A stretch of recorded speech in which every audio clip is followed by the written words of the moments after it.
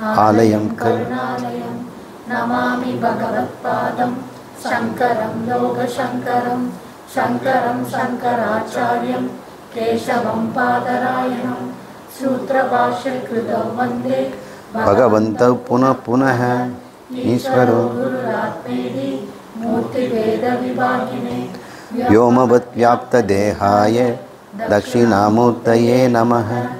सहना भवतु सहनौ भुनक्तु सह वीर्यं करवावहै तेजस्विनाधीरमस्तु मा विद्विषावहै। ओम शांति शांति शांति। சர்வசார உபனிஷத்தில் சில கேள்விகளை கேட்டு அது பதில் தருவதாக பார்த்தோம்.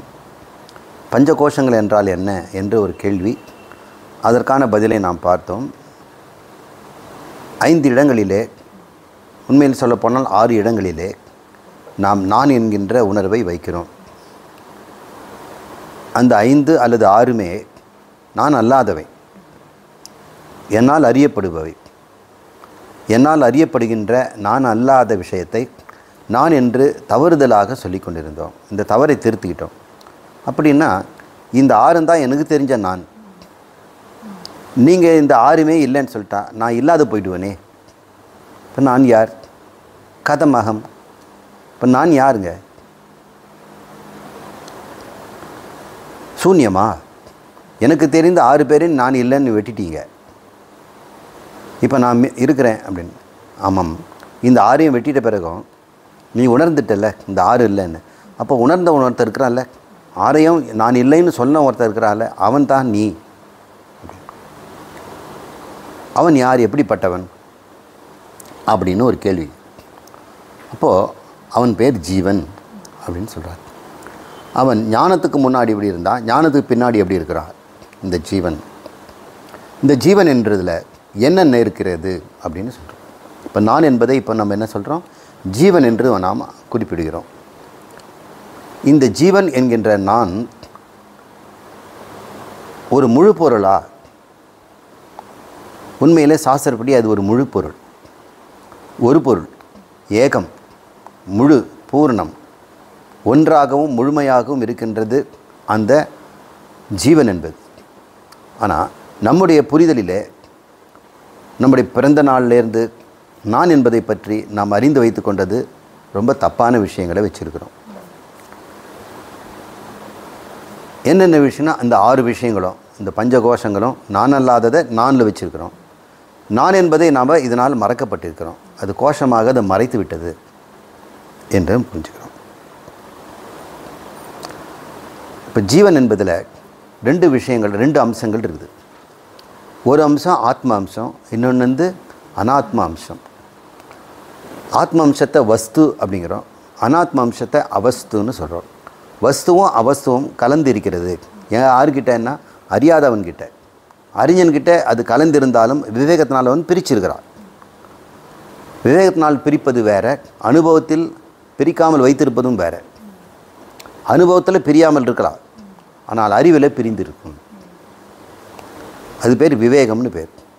இப்போ ஞானி அவஸ்துவும் வஸ்துவும் கலந்து தான் வாழுறான். இங்கே அவஸ்துங்கிறது எது?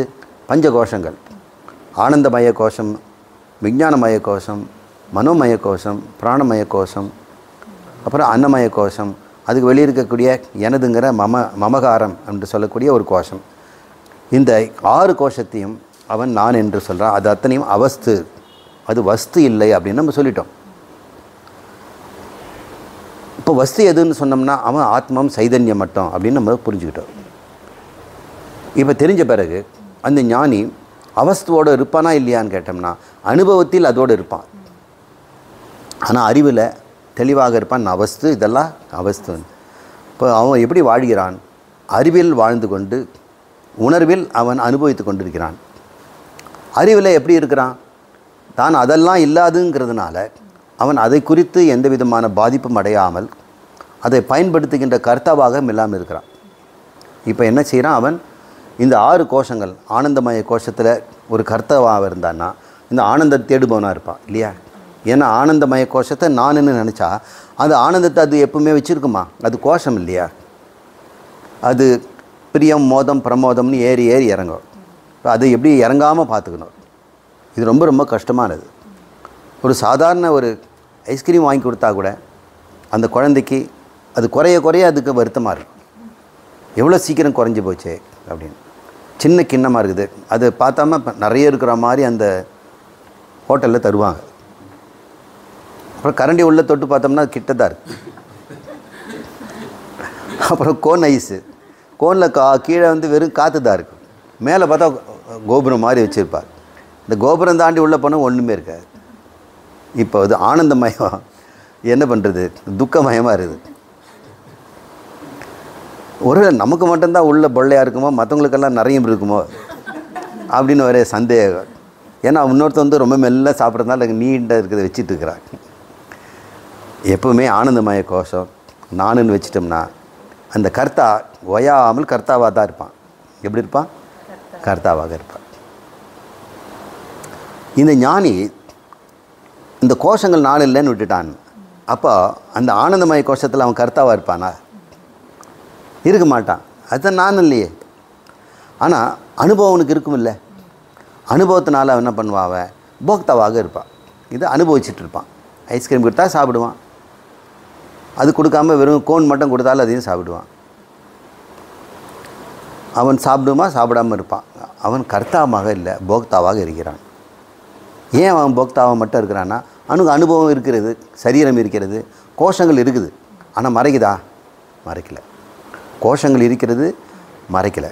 கோஷங்கள் மறைச்சிச்சுன்னா என்ன பண்ணுவான்? கர்த்தாவாயிடுவான். எப்படிப்பட்ட கர்த்தா வருவான்? ஆனந்தமய கோஷத்துலேருந்து ஆனந்தத்தை தேடுபவனாக இருப்பான். விஞ்ஞானமய கோஷத்துலேருந்து அறிவை தேடுபவனாக இருப்பார். ஓயாமல் நியூஸ் பேப்பர் படிப்பான், ஓயாமல் செல்ஃபோன் தேடுவான், ஓயாமல் பக்கத்து வீட்டில் காது வச்சுக்கிட்டு காசிப்பை கேட்பான். மனோமய கோஷத்துலன்னா என்னை எல்லோரும் பாராட்டணும், என்னை நல்லவன்னு சொல்லணும், எனக்கு அன்பு காட்டணும், 4 பேர் வேணும் அப்படின்னு அதில் கர்த்தாவாக இருப்பார். அதுக்கு என்னென்ன செய்ய முடியுமோ அதெல்லாம் ஆராய்ச்சி பண்ணிகிட்டு இருப்பார். விஞ்ஞானமய கோஷத்தில் இருந்ததுன்னா ஜிம்முக்கு போகிறது, பலமாக்கிக்கிறது, கண்ணுக்கு ஏதாவது எண்ணெய் ஊற்றிக்கிறது, காதுக்கு வந்து நல்லா கேட்கணுன்னு ஏதாவது பண்ணுறது, புலன்களெல்லாம் அவன் தீட்டி வச்சுக்குவான். அன்னமய கோஷத்தில் அவன் நானுன்னு வச்சுருந்தானா ஒரு கர்த்தாவாக இருப்பான். சமையல் பண்ணுறதும், ஓடுறதும், எக்ஸசைஸ் பண்ணுறதும், வீடு கட்டுறதோ, துணிமணி வாங்குறதும், ட்ராவல் பண்ணுறதுக்கு வேண்டிய கார் வாகனங்கள் செய்கிறதும் அவன் வைப்பான். அப்புறம் எனதுங்கிறதுல வேறு வச்சுருக்கிறா இல்லையா? எனதுங்கிறது தன் மகன் தானே. அப்போ மகன் பொருட்டு என்னென்ன பண்ணணுமோ அதெல்லாம் பண்ணுவான், மகள் பொருட்டு என்ன பண்ணணுமோ அதெல்லாம் பண்ணுவான். மகளும் தன் உயிருக்கு உயிராச்சே. அப்போ எனது மகள் அப்படின்னு வரும்பொழுது நானே, என்னை விட எனக்கு மகள் எனக்கு முக்கியம். மகளுக்கு ஒரு சிறப்பு வந்துருச்சுன்னா எனக்கு வந்து பெருந்தூக்கம் அப்படின்னு நினைக்கிறவன் 5 பேர் பேத்துட்டான்னா இன்னும் எவ்வளோலாம் சம்பாதிப்பான் பாருங்கள். அப்போ கர்த்தாங்கிறவன் என்ன ஆவான்? இந்த 5 கோஷங்களையும் அவஸ்தை என்று தெரியாமல் வஸ்துவாக நினைத்து அதை தானாக நினைக்கின்றவன் 5 விதமான கர்த்தாவாயிடுறா. ஆனந்த கர்த்தா, விஞ்ஞான கர்த்தா, மனோமய கர்த்தா, பிராணகர்த்தா, சரீர கர்த்தா, அப்புறம் விஷயகர்த்தா. இந்த விஷயங்களெல்லாம் பெருசு பண்ணக்கூடிய கர்த்தத்துவம் அவங்ககிட்ட நீங்காமல் இருக்கிறது. ஞானம் வந்த பிறகு என்னாச்சு? இந்த கோஷங்கள் மறைக்கலை. மறைக்காதனால அவன் தன்னை யாருன்னு அவன் தெரிஞ்சுக்கிட்டான். அது சைதன்யம்னு தெரிஞ்சுக்கிட்டான். அப்போ ஜீவனாக இருந்தாலும் அந்த ஜீவனில் 2 அம்சம் இருக்கிறது. ஒன்று சைதன்ய அம்சம், இன்னொன்று இந்த ஜட அம்சங்கள். இந்த ஜடத்தில் இந்த 6 கோஷங்களும் அடங்கும். இது 2 சேர்த்து தான் ஜீவன்னு சொல்கிறோம். ஞானியும் அந்த உடம்புல தான் இருக்கிறான், அவனும் ஜீவன் தான். அவன் தன்னை ஆத்மான்னு தெரிஞ்சுக்கிட்ட ஜீவன். இன்னொருத்தன் கலந்து சரீரங்களை ஆத்மா, இந்த காரண சூக்ஷ்ம ஸ்தூல சரீரம் அல்லது பஞ்சகோஷம் எப்படி வேணால் நீங்கள் பிரிச்சுக்கலாம். இதை நான் என்று தெரிந்து கொண்டிருப்பதனால, அவஸ்துவை நான் என்று தெரிந்து கொண்டிருப்பதனால அவன் கர்த்தாவாக இருக்கிறான். இப்போ ஞானி கர்த்தாவாக இல்லாமல் போக்தாவாக மட்டும் இருக்கிறான். எத்தனை காலம் போக்தாவாக இருப்பான்? எத்தனை காலம் போக்தாவுக்கு வேண்டிய விஷயம் கொடுக்குதோ அது வரைக்கும் இருப்பார். அதுக்கப்புறம் அந்த பிராரப்தம் முடிஞ்சு போச்சுன்னா இந்த சரீரமும் போயிடுது, மனசும் போயிடுது. இனிமேல் அவன் போக்தாவும் இல்லை, கர்த்தாவும் இல்லை. யார் இருப்பான்? சைதன்யம் மாத்திரமாக இருப்பான். இப்போ அவனுக்கு ஜீவன்கிற பேர் இல்லை, பிரம்மங்கிற பேர். இப்போ ஜீவன்கிற பேர் எப்போ இவர் உண்டாகுன்னா அது 2ம் கலந்திருக்கிற நேரத்தில், பஞ்சகோஷங்களோடு கலந்திருக்கின்ற சைதன்யம், 3 சரீரங்களோடு கலந்திருக்கின்ற சைதன்யம் அப்படின்னு நம்ம புரிஞ்சுக்கணும். இப்போ ஜீவன் யார்? 3 சரீரங்கள் அல்லது பஞ்சகோஷங்கள் அதோடு கலந்திருக்கின்ற சைதன்யம். அந்த பகுதிக்கு இப்போ நம்ம வரப்போகிறோம். இப்போ ஜீவன்கிற கேள்விக்கு பதில் சொல்கிறது. சுக துக்க புத்தியாசிரயோ தேகாந்த கர்த்தா யதா தத் இஷ்ட விஷயே புத்திஹி சுகபுத்தி அனிஷ்ட விஷயே துக்க புத்தி அப்படின்னு இந்த ரெண்டாவது கேள்வியில் வந்து கர்த்தா என்பவன் யார் ஒரு கேள்வி. யார் இந்த கர்த்தா? இப்போ நம்ம விளக்கும்போது இந்த ஜீவன் தான் கர்த்தா. எந்த ஜீவன்? இந்த சைதன்யம் தான் கர்த்தா. சுத்த சைதன்யம் அறியாமையில் இருப்பதனால இந்த புத்தி ஆசிரியோ புத்தியை சார்ந்து இருக்கின்ற. இப்போ புத்தி அப்படின்னா என்ன அர்த்தம்? இந்த பஞ்சகோஷமாக சேர்த்துக்கணும். இங்கே உதாரணத்துக்கு தான் ஒரு சாம்பிள் சொல்லியிருக்காங்க. புத்தின்னு சொன்னோன்னு அர்த்தம் நீங்கள் அவஸ்துன்னு தெரிஞ்சுக்கணும். புத்தியோடு சேர்ந்து ஆனந்தமய கோஷம் காரண சரீரமும் எடுத்துக்கணும், புத்தி இருக்கின்ற சூக்ஷ்ம சரீரம் எடுத்துக்கணும், மனமய கோஷம் எல்லாம் எடுத்துக்கணும். அப்போ ஆசிரியம்னா சார்ந்திருக்கின்ற. புத்தி ஆசிரிய தேகாந்தக தேகத்தில் உள்ளிருக்கின்ற புத்தியை சார்ந்திருக்கின்ற சைதன்யம். சைதன்யம் இப்போ சார்ந்திருக்கிற சைதன்யம் என்ன பேர் சொன்னோம்? சிதாபாசன்னு சொன்னோம். அது சுத்தமான சைதன்யம் தான். ஆனால் அறியாமையில் இருக்கிறதுனால இந்த உள்ளத்தை அது நிரம்பி இருப்பதனால அதை நம்ம சிதாபாசன்னு சொல்கிறோம். இப்போ புத்தியை சார்ந்திருக்கின்ற புத்தியை வியாபித்திருக்கின்ற அந்த சைதன்யத்தை நாம் ஜீவன் என்று சொல்கிறோம். சரி, புத்தியை சார்ந்தில்லாமல் சரீரங்களை சார்ந்தில்லாமல் இருந்தால் அவனை வந்து ஜீவனு சொல்லுவோமா? இல்லை, அவனை சைதன்யம் மாத்திரம் பிரம்ம மாத்திரம்னு சொல்லுவோம். இல்லையே இவர் பிரம்மமா அல்லது வந்து ஜீவனா அப்படின்னு கேட்குறாங்க ஒரு ஞானியை. அவருக்கு அவர் பிரம்மம், உங்களுக்கு நீங்களாம் அவர் ஜீவன் கூப்பிடலாம். அவர் அனுபவத்தில் ஜீவன், அறிவில் பிரம்மம். புரியலைங்களே சார்? அவர் விவேகத்தினால் தன்னுடைய தன்மை சுத்த சைதன்யம்னு தெரிஞ்சுக்கிட்டார். அனுபவம் எப்பொழுதுமே இருந்துகிட்டு இருக்கோம். ஏன்னா அது வந்து இப்போ சிதாபாசனை கலந்துருக்குது. எப்படிப்பட்ட சிதாபாசனை? வந்து இப்போது ஞானம் அடைஞ்சதுனால அஜ்ஞாத பிரம்மமாக இல்லாமல் ஞாத பிரம்மமாக தன்னை பிரம்மென்று தெரிந்து கொண்ட சிதாபாசனாக, அகண்டாகார விருத்தியிலே கரைந்துவிட்ட சிதாபாசனாக, சூரிய ஒளியிலே இருக்கின்ற தீப ஒளி போல அது மங்கி சிதாபாசத்தன்மையை விட்டுடுச்சு. சித்து மட்டும் ஆகிறது. சிதாபாசன்னா என்ன பண்ணோம்? சரீரத்துக்குள்ளே இருக்கிற வரைக்கும் தான் சிதாபாசன். அது சரீரக்குறத்த சிதாபாசனம் இருந்து கொண்டும் பக்குவமட்டதுனால தன்னை தான் என்று தெரிந்து கொண்டதுனால அது சரீர அளவில் அளவிடப்படாத, சரீரத்தினால் குறுக்கப்படாத, வெட்டப்படாத, துண்டுபடப்படாத ஒன்றாக புரிந்து கொண்டிருக்கு. இப்போ ஜீவனுங்கிறது வந்து நம்ம ஞானியை பற்றி கேட்கல, இந்த ஜீவனை பற்றி தான் கேட்குது. அஜ்ஞானியை பற்றி கேட்குது.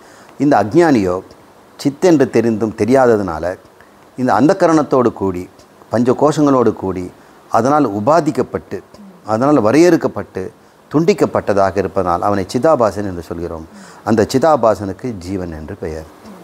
இப்போ சிதாபாசனுக்கு ஏன் ஜீவன்னா, அவன் ஆத்மாதான். அவன் ஆபாச ஆத்மா, பிரதிபிம்ப ஆத்மா. எதில் பிரதிபிம்பிக்கிறான்? இந்த அந்தக்கரணம் தேகாந்தே, தேகாந்தத்தில் இந்த உடம்புக்குள்ளே பிரதிபிந்து கொண்டிருக்கின்ற அந்த சைதன்யம் புத்தியை ஆசிரியமாக கொண்டு அவன் என்ன பண்ணுறான்? கர்த்தாவாக இருக்கிறான். ஆனந்தமயத்தில் ஆசிரியம் இருந்தாலும் கர்த்தா தான். அவன் போக்தாவாக இருக்கிறதுனால கர்த்தாவாகிடுறான். விஞ்ஞான மயக்கத்தில் போனால் அவன் புத்தி வளர்ந்ததுனால இதை செய்யலாம் செய்யக்கூடாதுங்கிற அறிவு வந்ததுனால அவன் கர்த்தாங்கிறான். மனமய கோஷத்தில் வெறும் போக்தாவாக தான் இருக்கிறான். அவன் கர்த்தாவாக இருக்க முடியாதனால குறிப்பாக இந்த ஆசிரியர் இந்த உபநிஷத்து புத்தியை ஆசிரமாக கொண்ட உள்ளத்தில் தோய்ந்திருக்கின்ற அந்த பிரம்மம் அல்லது சைதன்யம் அது ஜீவன் என்று பெயரடிக்கிறது. பிரம்மம் தான் ஜீவனாக பெயரடிக்கிறது, கர்த்தா என்று பெயரிடுது. இப்போ ஜீவனாக எப்போ சொல்லப்படியும்? 5 கோஷத்தையும் சேர்ந்தால் அது ஜீவன். புத்தியை மட்டும் அதை குறிப்பாக சொன்னால் அது கர்த்தா என்று சொல்லலாம். ஏன்னா கர்த்திருவம் புத்தியில் தான் உண்டாகுது, மனசில் உண்டாகிறது இல்லை. நம்முடைய கனவில் மனசுலேருந்து தான் நிறைய கனவுகள் உண்டாகுது. அங்கே ஒருத்தன் கர்த்தாவாக இருக்கிறானா? அவன் நினச்சபடி எதாவது செய்ய முடியுமா? அவனுக்கு ஃப்ரீ வில் இருக்குதா கனவில்? நான் இப்படி தான் கனவு காணுவேன்னு யாராவது கனவு வந்து பிளான் பண்ண முடியுமா? முடியாது. அவன் கர்த்தாவாக தானே பிளான் பண்ணிடுவான். பகல் கனவில் பிளான் பண்ணுவான். ஆனால் ராத்திரி கனவில் அவனால் பிளான் பண்ண முடியாது. அப்போ கர்த்தா இல்லை, அவன் போக்தாவாக மட்டும் இருக்கிறான். இப்போ புத்தி அவனுக்கு அங்கே வேலை செய்யலை. புத்தியிலோட அவன் அந்த சைதன்யம் இருந்ததுன்னா அதை கர்த்தாங்கிறோம். இப்போ கர்த்தா புரிஞ்சுக்கிட்டீங்களா? ஒரு ஞானி கர்த்தாவா இல்லையா? அவன் போக்தா மட்டும்தான். அவர் நிறைய எழுதுகிறாருங்களே, படிக்கிறாருங்களே, நிறைய ட்ராவல் பண்ணுறாரு, எல்லாம் செய்கிறாரு, பிஸ்னஸ் கூட பண்ணுறாருங்களே, ஊறுகாய் வியாபாரம் பண்ணுறாரு. சில ஞானிகள் காசியில் போய் இருந்து கூட ஊதுவத்தி வியாபாரம் பண்ணுவாங்க. சில பேர் வீணையெல்லாம் வாசிப்பாங்க, சில பேர் கச்சேரி பண்ணுவாங்க, சில பேர் மேடையெல்லாம் ஏறி பேசி ஒரு மேடை பேச்சுக்கு 10,000 ரூபாய் அப்படின்னு வசூல் பண்ணுறாங்க. அப்போது கர்த்தாவாக இருக்கிறாரு. அவர் புத்தியில் இருந்து செயல்படுவதனால கர்த்தா தான். ஆனால் கர்த்தத்துவம் கிடையாது. நான் செய்கிறேன் என்ற அபிமானம் கிடையாது. அபிமானத்தை விட்டு அவர் காரியத்தை செய்கிறாரு. அபிமானத்தை விட்டு போக்தாவாக இருக்கிறார். அதனால் போக்திருத்துவம் கிடையாது, கர்த்திருத்துவம் கிடையாது. கர்த்தாவும் போக்தாவுமாக அவர் தெரிவார். ஏன்னால் அந்த ஜீவ உபாதியில் அவர் இருக்கிறார், சரீர உபாதியில் அவர் இன்னும் இருக்கிறார், சிதாபாசனாக இருக்கிறார். எப்படிப்பட்ட அறிவு கொளுத்தப்பட்ட, அறிவினால் தன்னை அறிந்து கொண்ட ஒரு சிதாபாசனாக அவர் வாழ்ந்து கொண்டிருக்கிறார். வெளிப்படையாக மற்றவங்களுக்கெல்லாம் அது தெரியாது. ஆனால் அவருக்கு மட்டும் தெரியும், நான் கர்த்தாவும் இல்லை, போக்தாவும் இல்லை. ஏன்? கர்த்திருத்துவம் போக்திருத்துவம் போய்விட்டது.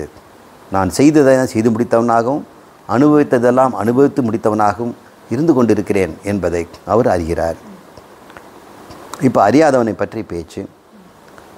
இந்த புத்தியில் சார்ந்திருக்கின்ற தேகாந்தம், உடம்பில் நிரம்பியிருக்கின்ற இந்த சைதன்யம் கர்த்தா என்று சொல்லப்படுகிறது. அவன் என்ன பண்ணுறான்? கர்த்தாவாக இருக்கிறதுனால சுக துக்கங்களை அனுபவிக்கிறான். சுகதுக்க புத்தி ஆசிரிய தேகாந்தக கர்த்தா. அப்போது அவன் என்ன பண்ணுறான்? கர்த்தாவாக இருக்கிறதுனால யதா எப்படி தத் இஷ்ட விஷயே புத்தி சுகபுத்தி, அவன் இஷ்ட விஷயங்களில் அவன் நாடும் பொழுது அவன் சுகபுத்தியாகவும், அனிஷ்ட விஷயே துக்க புக்தியாகவும் அந்த புக்தி மாறிக்கிட்டே இருக்குது. அந்த புத்தி இஷ்டப்பட்ட விஷயத்தில் அது நாடும் பொழுது அது சுகபுத்தியாகவும், அனிஷ்டம்னு சொல்லக்கூடிய பிடிக்காத ஒன்றில் அந்த புத்தி போகும் பொழுது அது துக்க புத்தியாகவும் இருக்கிறது.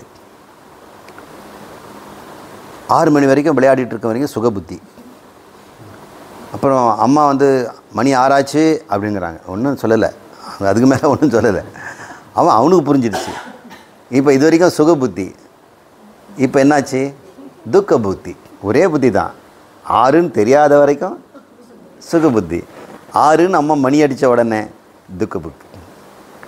சபிச்சிட்டே வருவான், ஐ ஹேட் மம்மி அப்படின்னு உள்ளே போயிட்டு புத்தகத்தை எடுத்துகிட்டு படிப்பான். அது புத்தகம் எடுத்து படிக்கிற மாதிரி நடிப்பான்.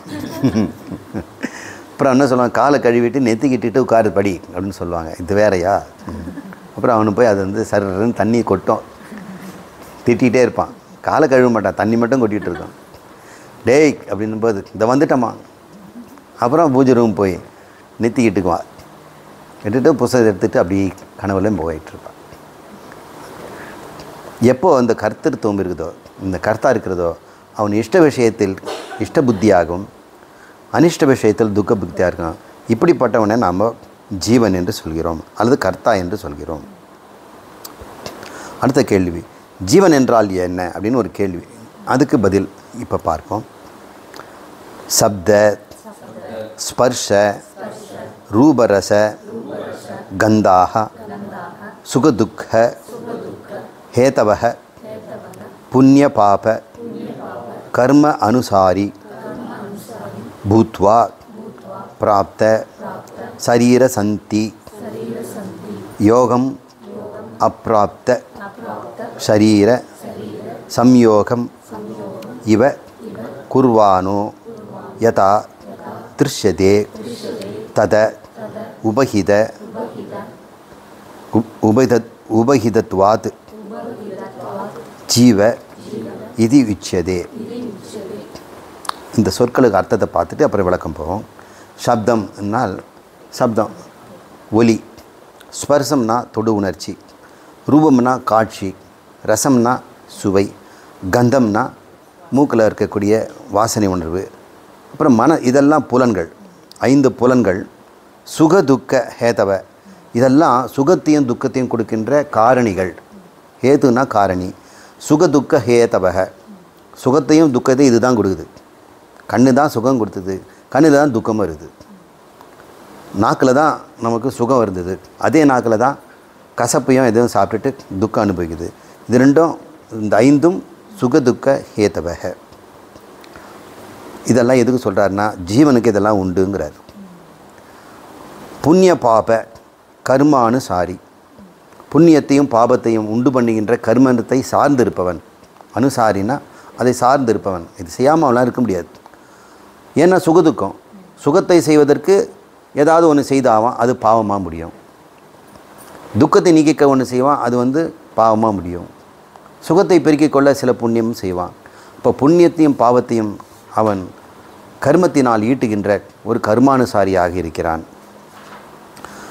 அவ்வாறு பூத்வா இருந்து கொண்டு பிராப்த சரீர சந்தி, இந்த உடலையும் அனுபவித்தான். இந்த உடல் மட்டும் இல்லை, இனி வரும் உடலையும் அவன் தயாராக காத்திருக்கிறான். இந்த சத்த ஸ்பரிச ரூபரச கந்தத்தினால் உண்டாகின்ற பாவ புண்ணியங்களை, சுகதுக்கங்களை போக்குவதற்கும் பெறுவதற்கும் அவன் பாப புண்ணியங்களை செய்கின்ற கர்த்தாவாக இருந்து பூத்வா இருந்து பிராப்த சரீர சந்தி. இதனால் என்னாகும், அடுத்த ஒரு பிறவியும் இப்போ ரெடி பண்ணிடுறா. யாருக்குமே தெரியறதில்ல. ஒரு குழந்தை பிறந்ததுலேருந்து வளர்ந்துக்கிட்டே இருக்கும் பொழுது அவன் என்ன பண்ணுறான்னு தெரியுங்களா, இன்னொரு சரீரத்தை உண்டு பண்ணிக்கிட்டு இருக்கிறான். யாருமே இது தெரியறதில்ல. செத்த பிறகு தான் நமக்கு அப்படியே தயாராக அவசர அவசரமாக கடவுள் ஒரு உடம்பை ரெடி பண்ணுறாரு. அவன் செத்துட்டான், ரெடி பண்ணு. இல்லை, கடவுளுக்கு வேலையே கிடையாது. கடவுள் வெறும் சைதன்யம். அவர் என்ன வேலை செய்கிறார்? அவர் கர்த்தாவும் கிடையாது, பக்தாவும் கிடையாது. அவர் வெறும் வேலையும் தரதில்லை. ஆனால் கடவுள் ஏன் மனிதனை படைத்தார் அப்படின்னு சொல்கிறார்.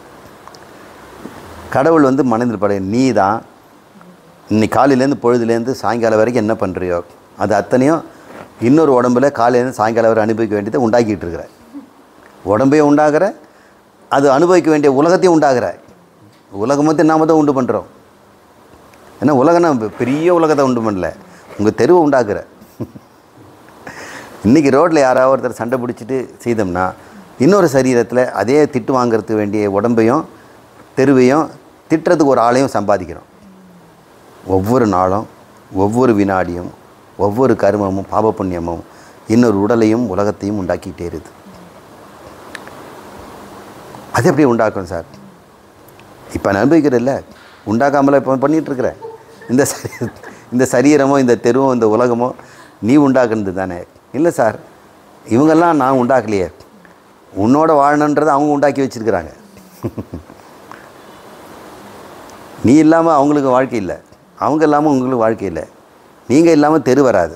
நீங்கள் போய் அங்கே வீடு கட்டினால்தான் அந்த இடத்துல ஏகேஜி நகர் ஃபஸ்ட்டு வீதின்னு பேர் வச்சுருக்கிறாங்க. இந்த குடும்பமெல்லாம் இங்கே இல்லைன்னா இங்கே தெரு கிடையாது. இந்த உலகத்தையும் நாம் தான் சிருஷ்டி பண்ணுறோம், உடம்பையும் சிருஷ்டி பண்ணுறோம். அதனால் அப்படி சொல்கிறாரு. பாப புண்ணிய கர்ம அனுசாரி பூத்வா பிராப்த சரீர சந்தி. அவன் இன்னொரு உடம்பையே இப்பொழுதே பிராப்தம் அடைந்து கொண்டிருக்கிறான். அவன் செய்து வச்சுட்டு டப்புன்னு கண்ணை மூடின உடனே அவனு சொல்லாமல் கொள்ளாமல் இன்னொரு உடம்புள்ள பூந்துக்கிறான். எப்படிப்பட்ட உடம்பு? என்னென்ன இதெல்லாம் தயார் பண்ணி வச்சானோ அந்த உடம்பு அதே மாதிரி வளர்ந்து ஒரு குடும்பத்தில் இருந்து இன்பத் துன்பங்களை அனுபவிக்கும்.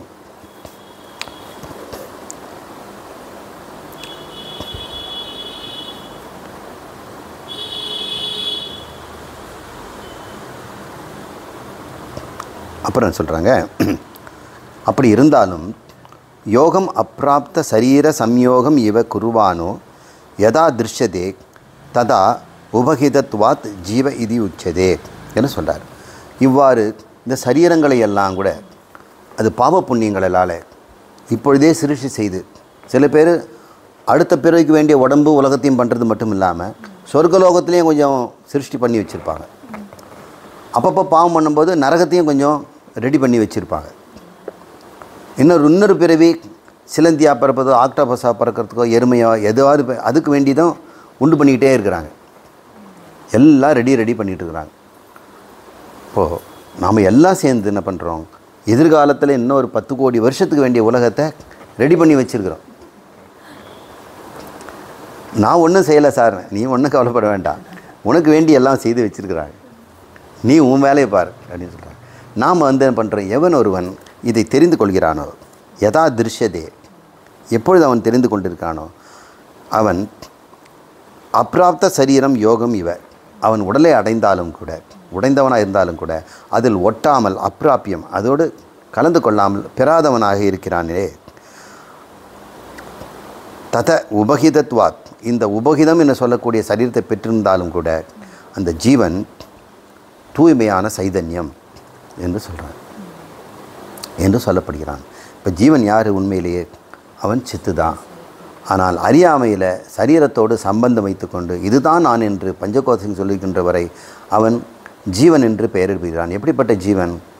இந்த உபகிதம் உடைய உபாதிகளாகி இருக்கின்ற சரீரங்களை பெற்றவனாகி இருக்கின்றான், அவன் ஜீவன். அவன் உண்மையிலே யார்? அந்த அதுக்கும் அவன் சம்பந்தப்படாதவன், அதில் ஒட்டாதவன் அப்படின்னு இங்கேயே சொல்லிடுறாங்க.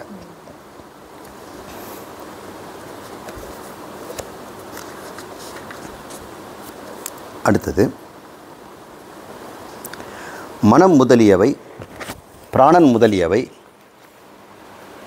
சத்துவம் முதலியவை, இச்சை முதலியவை, புண்ணிய முதலியவை என்ற 5 தொகுதிகளின் செயல்களுக்கு கர்த்தாவாக தன்னை கருதுபவன் அஞ்ஞானம் இல்லாமல் அதிலிருந்து விடுபது இல்லை அப்படின்னு சொல்கிறார்.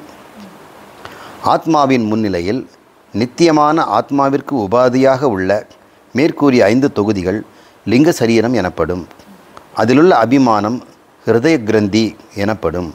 அந்த லிங்க சரீரத்தில் எந்த சைதன்யம் பிரகாசிக்கிறதோ அது சேக்திரஜ்ஞம் எனப்படுகிறது என்று இந்த பத்தியில் 3 விஷயங்களை சொல்கிறார். சேத்திரஜ்ஞங்கிற ஒரு தூய ஆத்மா அது சரீரத்தில் பொருந்தி இருக்கின்ற போது அந்த சரீரத்துக்கு லிங்க சரீரம்னு பேர் வைக்கிறாரு. அந்த லிங்க சரீரத்தை நான் என்று அவன் அபிமானம் கொள்ளும் வரை அதை ஹிருதய கிரந்தி என்று சொல்கிறாரு. எதிலெல்லாம் அபிமானம் கொள்கிறான்? 5 தொகுதிகளில் அபிமானம் கொள்கிறான் என்று சொல்கிறார். இதை வந்து கொஞ்சம் விரித்து பார்ப்போமா? மன ஆதிஷ்ச, பிராணாதிஷ்ச, சத்வாதிஷ்ச, இச்சாதிஷ்ச, புண்ணியாதிஷ்சைத ஏவ பஞ்சவர்கா இது ஏதேஷாம் பஞ்சவர்கானாம் தர்மி பூதாத்ம அஞ்ஞான திருதே ந வினஷ்யதி. இது தான் இப்படி சொல்லியிருக்கார். இங்கே வந்தால் பெருசாக இருக்குது, இங்கே சுருக்கமாக சொல்லியிருக்காங்க. மனம் ஆதிஷ, மனம் முதலிய, பிராணாதிஷ, பிராணன் முதலிய, சத்வாதிஷ்ச, சத்துவம் ரஜஸ்தமம் முதலிய, இச்சாதிச்ச, இச்சா ஞான கிரியா முதலிய, புண்ணியாதிச்ச, புண்ணிய பாவம் முதலியவற்றை பஞ்சவர்கா, வர்க்கம்னா தொகுதி, நம்ம ஸ்கொயர் ரூட்டுக்கு வந்து வர்க்கமூலம், தமிழில் நல்ல அழகான பேர், அது வந்து இங்கிலீஷில் ஸ்கொயர் ரூட்டுங்கிறோம். அந்த ஸ்கொயர் ரூட் கண்டுபிடி என்ன பண்ணி வச்சுருப்போம், வகுத்துக்கிட்டே இருப்போம். இனிமேல் வகுப்படாமல் ஒரு வந்து முக்கம், அதுதான் ஸ்கொயர் ரூட்டுன்னு வரும். ஸ்கொயர்னால் பெருக்கிட்டே போகும். இது வர்க்கம், நாங்கள் வந்து வர்க்க மூலம், வர்க்கம்னா அது வகுத்துக்கிட்டே இருக்கணும். இந்த இடத்துல பஞ்ச வர்க்கா, வர்க்கம்னா தொகுதி, இந்த வகுத்துக்கிட்டே வந்தோம். 5 வகுக்கள் இருக்குது அப்படின்னு சொல்கிறார். 5ஆக வகுக்கலாமா? அந்த 5 என்னென்ன? மன ஆதி அப்படின்னா மனம், புத்தி, சித்தம், அகங்காரம். பிராணாதி, பிராண அபான வியான சமான உதான என்று சொல்லக்கூடிய பிராணன் முதலியவை, அது ஒரு தொகுதி, இதில் ஒரு தொகுதி. சத்துவம் ரஜஸ் தமஸ், சத்வாதிஷ்ச, இச்சாதிச்ச, இச்சா ஞான கிரியம் என்ற, அப்புறம் புண்ணியம் பாவம் என்கின்ற, எத்தனாச்சு இப்போ 5 இருக்குது. மன ஆதிஷ, பிராணாதிஷ, சத்வாதிஷ, புண்ணியாதிஷ்ச, இச்சாதிஷ, இப்படி 5 இருக்கிறது 10. இந்த 5 தொகுதிகளை பஞ்சவர்கா இது ஏதேஷாம் பஞ்சவர்கானாம், இவ்வாறு சொல்லப்பட்ட 5 வர்க்கங்களையும் தொகுதிகளையும் தர்மமாக கொண்டவன், அவன் பேர் தர்மி. பூதாத்ம அஞ்ஞான திருதே ந விஷயத்தி, இந்த தர்மியாக இருக்கின்றவன் தர்மி யார் உண்மையில்? சைதன்யம், ஆத்மா, பிரம்மம். ஆனால் இவனுக்கு அது தெரியல. அஞ்ஞான திருதே, அஞ்ஞானத்தில் உறுதியாக இருந்து கொண்டிருந்து இந்த 5 தொகுதிகளும் நான் என்று நினைத்து கொண்டிருக்கிற வரை ந வினஷ்யதி, அவனுக்கு மோட்சமே கிடையாது என்று இங்கே சொல்லப்படுகிறது. அப்படின்னா என்னன்னு பார்ப்போம். மன ஆதிஷ்ச, மனம், புத்தி, சித்தம், அகங்காரம் என்ற 4. மனம் என்பது உணர்வு மயமானது, புத்தி என்பது அறிவு மயமானது, சித்தம் என்பது நினைவு மயமானது. இவற்றை நான் என்று உரிமை கொண்டாடுகின்ற சிதாபாசனுக்கு அகங்காரம் என்று பெயர். இப்போ சிதாபாசன் யார்? சித்து. ஆனாலும் இந்த மனம் முதலியவற்றை நான் என்று அபிமானம் கொண்டிருக்கிறான். பிராணனையும் அபிமானம் கொண்டிருக்கிறான். நான் உண்பவன், நான் பசித்தவன், நான் வேலை செய்பவன், நான் நடப்பவன். இந்த பிராணம் தானே இந்த கர்மேந்திரியங்களுக்கெல்லாம் காரணமாக இருக்குது. கர்மேந்திரியங்களையெல்லாம் நான் என்று சொல்கின்றவன் பிராணாதிகள். இந்த ஞானேந்திரியங்களை நானும் சொல்கிறவன் மனம். சத்துவம் குணம் என்று, சத்துவ குணங்கள் ரஜோகுணம் என்று சொல்லக்கூடிய மனதிலும் செயலிலும் அறிவிலும் கூட சத்துவ அறிவுன்னு ஒன்று சொல்கிறார். அறிவிலே சத்துவ அறிவு எதுன்னா நான் பிரம்மம் என்று அறிவது. ரஜோ அறிவு தான் நான் சரீரம் என்று அறிவது, நான் கர்த்தா என்று அறிவது. தமோ அறிவு எதுன்றால் சுக துக்கங்களை மட்டும் நானும் நினைக்கிறேன். இப்படி என்ன பகவத்கீதையில் அவர் சொல்லியிருக்கிறார். அறிவிலே 3ஆக சொல்கிறார். அதே மாதிரி கர்த்தாவிலையும் சத்துவ கர்த்தா இருக்கிறான். அவன் சாஸ்திரம் படிக்கிறது தான் கர்த்தாவாக இருக்கிறான். ரஜோ கர்த்தா என்ன பண்ணுறார்? தன்னை எப்பொழுதுமே சம்பாதிப்பவனாக அனுபவிப்பவனாக இருந்து கொண்டிருக்கிறார். தமோ கர்த்தா அனுபவத்துக்கு மட்டுமே அவன் கர்த்தாவாக இருப்பான். அவன் சம்பாதிப்பான், சாப்பிட்டு முடிச்சிடுவான்.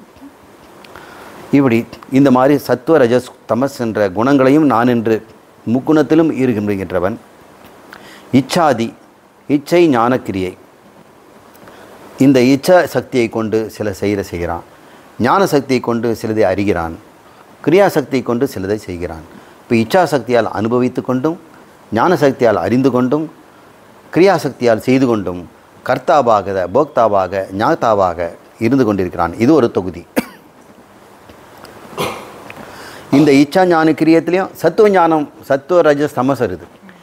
சத்துவ இச்சா, ரஜோ இச்சா, தமோ இச்சா. கர்த்தாவிலையும் இப்படி. இப்போ தொகுதியெல்லாம் அழகாக சொல்லுது பாருங்கள். மனம் முதலான ஒரு தொகுதி, பிராணன் முதலான ஒரு தொகுதி, சத்துவம் முதலான குணத்தொகுதி, சக்தி தொகுதி, ஈச்சா ஞான கிரியை. அப்புறம் இதனால் அவன் புண்ணிய பாவங்களையும் அவன் ஈட்டுகின்றவனாக இருக்கின்றான். இந்த 5 தொகுதி வர்க்கங்களையும் பயன்படுத்துகிறவன் பேர் தர்மி. அவன் யார்? சிதாபாசன். இந்த சிதாபாசன் இந்த 5 தொகுதியையும் நான் என்று நினைத்து கொண்டிருக்கும் வரை அவனுக்கு இதிலிருந்து விடுதலை கிடையாது. இந்த 5லையும் அவன் சிக்கி தவிப்பான். பாப புண்ணியத்தும் அணிவிப்பான், ஈச்சா ஞானக்கிரியிலும் இருப்பான், சத்துவ ரஜஸ் தமசிலும் அவன் ஆழ்ந்து கிடப்பான், பிராணனுக்காக பாடுபடுவான். இந்த மனம் போன்றவற்றிலும் சுக துக்கங்களை அணுது கொண்டிருப்பான். இதிலேருந்து எப்படி தான் விடுதலை பெறுவதுங்கிறது இது நான் இல்லைன்னு முதலையே சொல்லிட்டார். பஞ்சகோஷ விவேகத்திலே இதில் விட்டுருந்தோம். இப்போ யார் இந்த தர்மி? இந்த தர்மத்தை உடையவன் அவன் இந்த சிதாபாசன். அவனே இந்த ஜீவன் என்று சொல்லப்படுறான். இதை சொல்கிறாரு.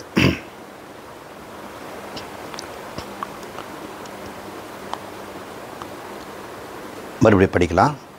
ஆத்மசந்நிதவ் நித்யத்வேன பிரதீயமான ஆத்மோபாதி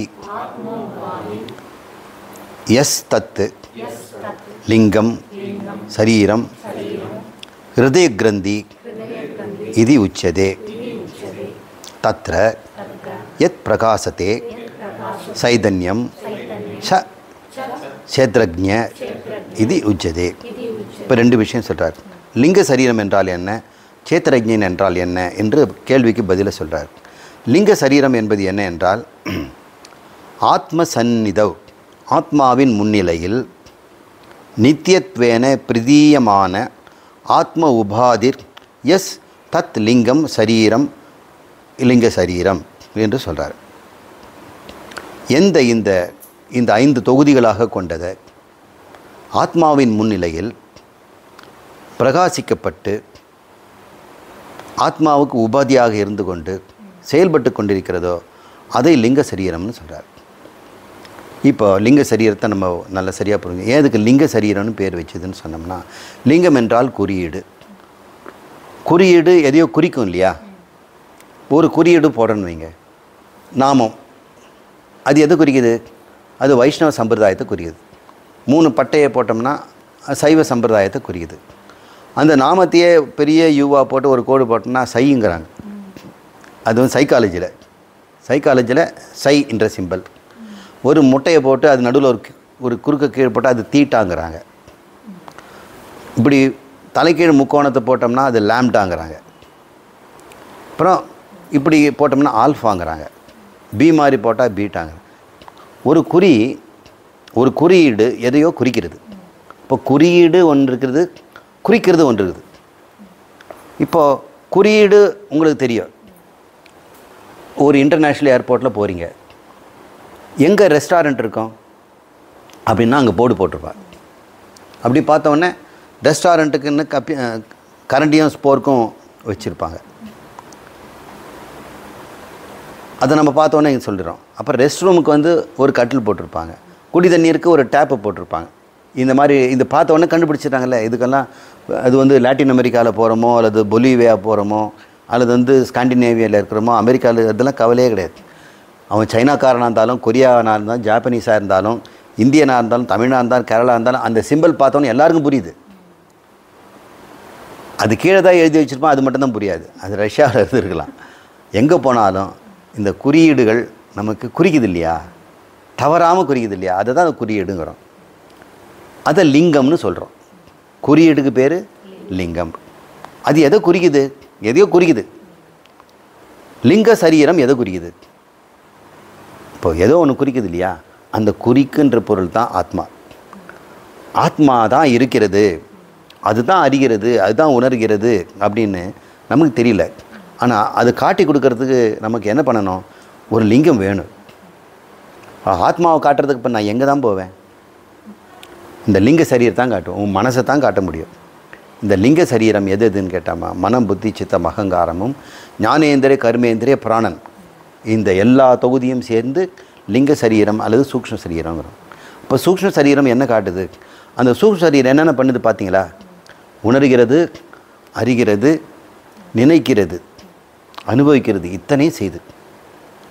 இத்தனையும் செய்கிறதுக்கு காரணம் என்ன? அது வந்து ஜடமாக இருந்து கூட இத்தனையும் செய்தே. அப்புறம் பின்னாடி ஏதோ ஒரு சித்து இருக்குதுன்னு காட்டுது. இப்போ பொம்மலாட்டம் பார்க்குறோம், அது துடிக்கிறதெல்லாம் பார்க்குறாங்க. குழந்தைக்கு நிச்சயம் தெரியும் இந்த பொம்மைக்கு இந்த கை காலெலாம் அசைக்க முடியாதுன்னு. ஆனால் கண்ணு முன்னாடி எல்லாம் செய்தது. இப்போ அது வந்து கண்டுபிடிச்சிது. இதுக்கு பின்னாடி யாரோ ஒருத்தன் இந்த நூலை பிடிச்சி ஆட்டுறவன் இருக்கிறான், அவன் சூத்திர தாரி அப்படின்னு பேர். சூத்திரன்னா நூல். அதை தரித்து கொண்டிருக்கிறான். கையிலெல்லாம் இந்த விரலை ஒன்று கட்டியிருப்பார். இந்த விரலை வந்து காலுக்கு, இந்த விரலை கைக்கு, இது வந்து தலை. அவனுக்கு நல்லா தெரியும், அவன் உடம்பே இங்கே வச்சுருக்கிறான். இந்த 5 விரலையும் ஆட்டி, காலு, கை, உடம்பு, தலையை வந்து அவன் ஆட்டி அவன் பேச வைக்கிறான். இப்போ இந்த பொம்மை ஒரு குறியீடு. அதை குறிப்புக்கு யாரோ ஒருத்தன் அதை ஆட்டுறாங்கிறது ஒன்று குறிக்கிறது. அவனை நம்ம பார்க்க முடியல, அவன் எங்கேயோ பின்னாடி திரைக்கு பின்னாடி மறைஞ்சிருக்கான், நூல் மட்டும்தான் அவன் கையில் தெரிகிறது. அதுபோல் இந்த ஆத்மா கண்ணுக்கு யாருக்கும் தெரியறதில்லை. ஆனால் இந்த லிங்க சரீரம் இது வந்து செயல்படுவதை வைத்துக்கொண்டு அறிவும் உணர்வும் வேறு இடத்துலேருந்து வருது அப்படின்னு சொல்கிறதுனால ஆத்ம சந்நிதவ், ஆத்மாவின் முன்னிலையில் நித்தியத்வேன, அது எப்பொழுதுமே இந்த மனம் எப்பொழுது அது வந்து பிரிந்ததில்லை. பிரதீயமான ஆத்ம உபாதி, பிரதீயமான அறிவு தன்மை, பிரதீத்தினா அறிவு, இந்த அறிவு தன்மையோடு அது இருக்கின்றது. ஆத்ம உபாதியை காட்டுகின்ற எஸ் தத்து லிங்கம், தல்லிங்கம்னா தத்து லிங்கம், அதுதான் சரீரம் அப்படின்னு சொல்கிறார். ஒன்று நமக்கு கண்ணில் புலப்படுன்னு வைங்களேன், அதை புலப்படும்படி காட்டுவதற்கு நாம் ஒரு குறியீடை தர வேண்டியிருக்கிறது. இப்போ குறியீடு ஏதோ குறிக்கிறதுன்னு தெரிஞ்சுக்கிறோம். நாம் எப்போ வழக்கமாக நான் சொல்லுவேன், ஒரு கண்ணாடி, கண்ணாடியில் ஒரு குறியீடு போட்டுடுறோம். இல்லை கண்ணாடி மிகப்பெரிய கண்ணாடி இந்த ரூமுக்கு நடுவில் இருக்கும் வைங்க, நீங்கள் புதுசாக இப்போ வந்திருக்கிறார், அவர் டம்மால் வந்து இடிச்சுக்குவார். நெத்தியில் ஒரு இந்த பெருசு வீங்கி இருந்தது, ஒரு ப்ரொஃபஸருக்கு. என்னங்க இப்போ அவர் எதுங்கோ சீனாவுக்கு விசிட் பண்ணிடுறார். ஏதோ ஒரு கெமிஸ்ட்ரி சம்மந்தமான ஒரு கான்ஃபரன்ஸுக்கு போயிட்டு வந்தார். வந்த உடனே நெத்தியில் இவ்வளோ பெருசு வீங்கிருது. இன்றைக்கி தான் டியூட்டி ஜாயின் பண்ணுறார். என்ன சார் சீனாவில் அடிச்சுட்டாங்க நெத்தியிலேன்னு? அது ஏன் கேட்குறீங்க? அவர் பேர் ஜம்புலிங்க. அவர் சொல்கிறாரு, ஒரு கதவு இருக்குதுங்க தெரியாமலே போய் டமால்னு இடிச்சுக்கிட்டேன். எல்லாம் போயிட்டு இருந்தாங்க, நான் ஏன் போய் இடிச்சிட்டேன்னு தெரியல. அது பக்கத்துலேயே வழி இருக்குது. அந்த கண்ணாடி எங்கே முடியுது, வழி எங்கே இருக்குதுன்னு தெரியல. ஏன்னா பின்பக்கம் எல்லாம் கண்ணாடி வழியும் தெரியுது, வழி வழியும் தெரியுது. செவுரு இருந்ததுன்னா அந்த வழி இருக்கிற இடத்துல அந்த வெளியே இருக்கிறது தெரியும், செவருக்கு வந்து வெளியே தெரியாது. அதை வச்சு நம்ம வழியை கண்டுபிடிச்சிடும். அதான் அப்படின்னாரு. அப்போ உங்களுக்கு லிங்கம் இல்லை, அங்கே கதவு அங்கே இருக்குதுன்றது, கண்ணாடி இருக்குதுங்கிறது ஒரு லிங்கம் இல்லை, குறி இருக்குது ஆனால் குறியீடு இல்லை அப்படின்னு சொன்னேன். என்னவோ போங்க, இல்லாமல்லாம் இல்லைங்க, கைப்பிடி இருந்து நான் கவனிக்கலை அப்படின்னு சொல்கிறேன். சில ஹோட்டல் அப்படி தான், நம்ம போனோடனே 2 கதவு அப்படியே கண்ணாடி வந்து முடிக்கும். நம்ம உள்ளே போனால் அது தானாக இருக்குது. ஒருவேளை அது வந்து நம்ம போய் அந்த சென்சார் திறக்கலன்னு வைங்க, ஜம்புலிங்கம் தான். இப்போ ஜம்புலிங்கன்னா உங்களுக்கு என்ன கரெக்டாக ஞாபகம் வந்துடும். என்ன லிங்கம்? அவர் ஆத்மலிங்கத்தை தெரிஞ்சாத ஜம்புலிங்கம். அது ஜம்புங்கிற வந்து சிவனையே அவர் காட்டி கொடுக்குற லிங்கம். ஆனால் அவருக்கு அது தெரியல. உண்மை நடந்தது தான் அது. யாருன்னு கேட்டுறாதீங்க அவர். அப்போ ஒரு குறியீடை காட்டுது. இன்னொன்று, இந்த எல்பிஜி கேஸுக்கு நம்ம ஒரு ஒரு ஒரு பேட் ஸ்மெல் அது கலந்துருக்கிறோம், மெர்காப்டான். அது வந்து குறியீடு. குறிப்பது எதை? மெர்காப்டான் ஸ்மெல்லு வருது அப்படின்னா, ஆமாம் எழுந்து ஓடுன்னு அர்த்தம். மெர்காப்டான் தானே, அதிகம் ஏன் ஓடணும்? மூக்கு மூடிட்டா போதும் இல்லைப்பா, அது பின்னாடி அது காட்டுறது ஒன்று இருக்குது, பத்தியறிகிற போல் இருக்குது, நீ ஓடிப்போ அப்படின்னு அர்த்தம். அதுபோல் ஆத்மா ஒன்று இருக்கிறது அப்படிங்கிறத இந்த லிங்க சரீரம் தான் காட்டி விடுது. இந்த ஸ்தூல சரீரம் காட்டுறதில்ல. இந்த ஸ்தூல சரீரத்தில் ஆத்மா இருக்குது, ஆனால் சத் மாத்திரம் இருக்குது. ஆனால் லிங்க சரீரத்தில் என்ன இருக்குது? சித்தம் இருக்குது. அப்போ ஆத்மாவுடைய சித்தை நீ கண்டுபிடிக்கணும்னா லிங்க சரீரம் தான். ஆத்மாவுடைய சத்தை கண்டுபிடிக்கணும்னா செத்த சரீரமும் போதும். ஆனால் ஆத்மாவுடைய சத்து சித்து ஆனந்தத்தை கண்டுபிடிக்கணும்னு சொன்னால் நம்ம லிங்க சரீரம். எந்த லிங்க சரீரம்?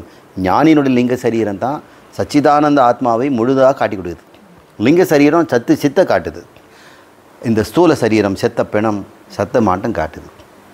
இங்கே இருக்கின்ற பொருளெல்லாம் ஆத்மாவினுடைய பிரம்மத்துடைய சத்தெல்லாம் காட்டுது. ஆனால் நம்முடைய கண்ணு திறக்குது, பேசுது, வாய் இருக்குதுன்னா இதுக்குள்ளே ஆத்மா இருக்கிறது லிங்க சரீரம் தான் காட்டி கொடுக்குது என்று சொல்கிறார். அப்போ லிங்க சரீரத்தை பற்றி சொல்கிறாரு. இந்த லிங்க சரீரம் தான் ஹிருதய கிரந்தி என்று சொல்லப்படுகிறது.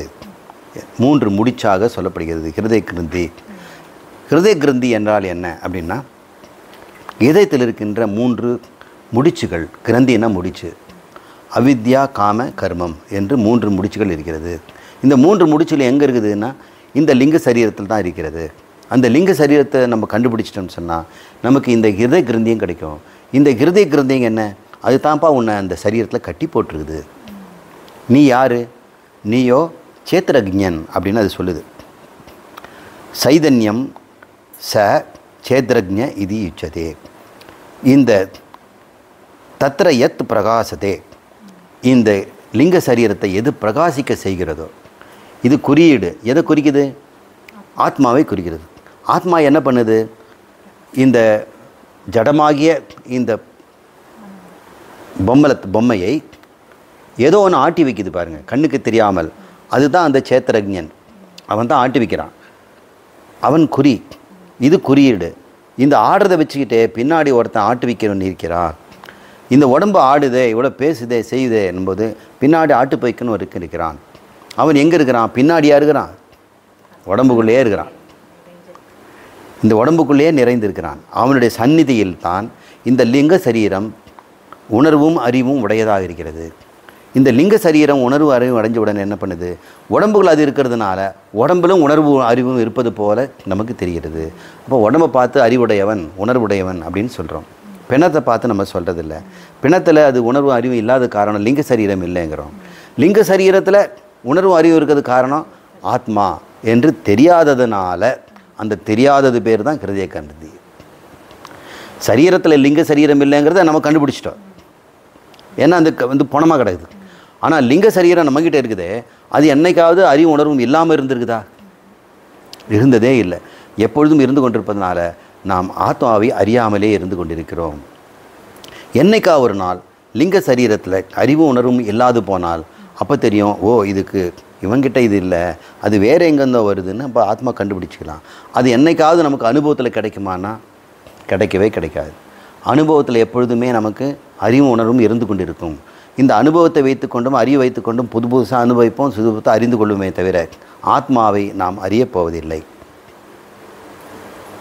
என்னைக்கா ஒரு நாள் இந்த அறிவு உணர்வும் இல்லைன்னு சொன்னால் எங்கே போச்சு இந்த மனசுக்கு இந்த அறிவு உணர்வும்? எங்கேயும் போலடா, ஆத்மாக்கிட்டேருந்து வந்தது. ஆத்மா தன்னுடைய அறிவு உணர்வும் கொடுக்க நிறுத்திடுச்சு. இந்த மனம் தன்னுடைய அறிவு உணர்வை இழந்து ஜடமாக கிடக்குதுன்னு கண்டுபிடிக்கலாம். அப்போது நாம் பிரம்ம வித்யா என்று சொல்லக்கூடிய காலேஜில் நீங்களாம் சேர்ந்த பிறகு டாக்டருங்க எப்படி உடம்பை அறுத்து இதெல்லாம் காட்டி கொடுக்குறாங்களோ அதே மாதிரி நான் ஒரு மனுஷனை கூப்பிட்டு, இங்கே பார், இந்த லிங்க சரீரத்தை இங்கேருந்து வெளியே அனுப்புகிறேன் அப்படின்னோன்னா பொத்துன்னு விழுந்துருவா. அப்போ ஆவி ஒன்று இருக்கும். இந்த ஆவியை ஜடமாக கீழே விழணும். அது மாதிரி பண்ணி நான் காட்டினேன்னா நீங்கள் ஆத்மா, ஆவி, சரீரம் 3 கண்டுபிடிச்சிருங்க. ஆவிங்கிறது என்ன? லிங்க சரீரம். ஆத்மாவையும் லிங்க சரீரத்தையும் நான் பிரித்து காமிச்சேன்னா நீங்கள் அங்கே காட்டுங்க சார், உங்ககிட்டே காட்டுங்க சார், அதுவும் முடியாது. யாருக்கிட்ட எங்கேயுமே இது பிரிக்க முடியாது.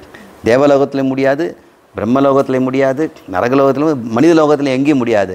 எப்பொழுதுமே இந்த லிங்க சரீரத்தில் ஆத்மா இருந்து கொண்டே இருக்கிறது.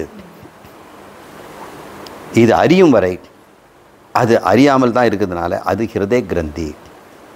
இப்போ லிங்க சரீரத்தில் இருக்கின்ற அறிவு உணர்வும் ஆத்மாவினுடையதுன்னு அறியாதது தான் முதல் கிரந்தி. இப்போ நீங்கள் தெரிஞ்சுக்கிட்டீங்க, என்னுடைய மனம், புத்தி, சித்தம் என்ற லிங்க சரீரத்துக்கு உண்மையிலே அறிவும் உணர்வும் கிடையாது. அறிவு உணர்வும் நான் தான் தருகிறேன், நான் ஆத்மா என்று தெரிந்து கொள்ளாத வரை இது முதல் முடிச்சு. தெரியாதனால என்ன பண்ணுற நீ? இந்த லிங்க சரீரம் தான் அறிவுடையதுனால இந்த அறிவதற்கு நீ ஆராய்ச்சி செய்கிற, உணர்வு செய்வதற்கு என்னென்னவோ காரியங்களை செய்கிற. அறிவு உணர்வும் உனக்கு இருந்தாலும் அறிவையும் உணர்வையும் தேடுவதிலேயும் நீ வாழ்கிறாய் இல்லையா? அந்த கர்மம் 2வது உண்டாயிடுது, அந்த ஆசையும் உண்டாயிடுது. முதல்ல அறிவு உணர்வும் எனதல்ல, இந்த சரீரத்தினால நான் அப்படின்னு தெரிந்து கொள்ளாதனால முதல் கிரந்தி. அதனால் என்ன பண்ணோம்? அறிய ஆசை உண்டாகிறது, அனுபவிக்க ஆசை உண்டாகிறது. இது ஆசை, காமம். காமம் மட்டும் இருந்தால் போதுமா? எழுந்து நடன்னு சொல்லுவாங்க. இன்னும் ஆசை என்ன உட்காந்துட்ருக்குற, எல்லாம் போய் க்யூவில் நில்லு அப்படின்னு சொல்லுவாங்க. அப்போ போய் வாங்கணும். அப்போ கர்மமும் வந்துடுச்சு. அறியாமை, ஆசை, செயல், அவித்யா, காம, கர்ம, இந்த 3 வரிசையாக உண்டாகலை, ஒரே சமயத்தில் தான் உண்டாகுது.